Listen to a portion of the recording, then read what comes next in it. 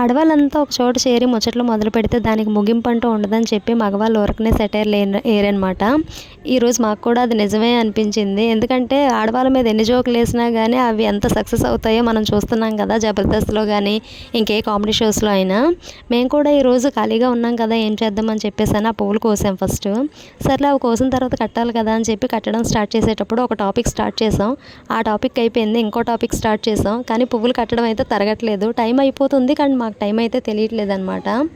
అంతర్జాతీయ రాజకీయాలైనా కానీ అసలు తరగవని చెప్పి ఈరోజే నాకు అర్థమైంది. ఎందుకంటే అసలు ఆ ముచ్చట్లో ఏమీ పనికొచ్చేవి ఉండవు, కానీ ఏదో ఒకటి మాట్లాడాలి. అలా మాట్లాడుతూనే ఉన్నాం కానీ పువ్వులు మాత్రం తరగట్లేదు అనమాట. అవి తరిగేంత వరకు కడతానే ఉన్నాము. చాలా టైం అయిపోయింది కానీ మా ముచ్చట్లు తరగలేదు. ఇంకా పక్కన వాళ్ళు పిలిచే వరకు కూడా మేము అందులోనే ముచ్చట్లలోనే మునిగిపోయామన్నమాట. మీకు కూడా ఎప్పుడైనా ఇలాంటి సిచ్యువేషన్ ఎదురైతే కామెంట్ చేయండి. వీడియో నచ్చితే లైక్ చేయండి. బాయ్.